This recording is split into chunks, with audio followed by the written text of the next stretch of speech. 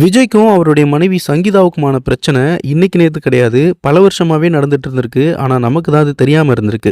பனையூர்ல ஒரே பங்களாவுல 2 பேரும் இருந்தாலும், சங்கீதா ஒரு ஃப்ளோர்லயும், விஜய் இன்னொரு ஃப்ளோர்லயும் தான் இருந்திருக்காங்க. சமையல் கூட வேற வேற தான். வெளியே எங்க போனாலும் வேற வேற கார்ல தான் போறாங்க. ஒரே வீட்ல தனித்தனியா தான் வாழ்ந்துட்டு இருந்திருக்காங்க இவ்வளவு நாளா. சங்கீதாவுக்கும் விஜய்க்கும் கடந்த ஒரு வருஷமா தான் டைவர்ஸ் பத்தின பேச்சுவார்த்தையும் நடந்துட்டு இருந்திருக்கு. பாம்பே வக்கீல் மூலமா விஜய்க்கு சங்கீதா நோட்டீஸ் அனுப்பவும் ஏற்பாடு பண்ணியிருந்திருக்காங்க. சங்கீதாவுக்கான செலவு விவகாரத்தை தாவேகா பொருளாளர் வெங்கட்ராமன் தான் பார்த்துக்கிட்டு இருந்திருக்காரு. அவரு தான் இது தேர்தல் நேரம், இப்போ எதுவும் பிரச்சனை வேண்டாம் அப்படின்னும் சங்கீதா கிட்ட பேச்சுவார்த்தையும் நடத்தியிருக்காரு. இப்போ எல்லாமே கை மீறி போயிடுச்சு.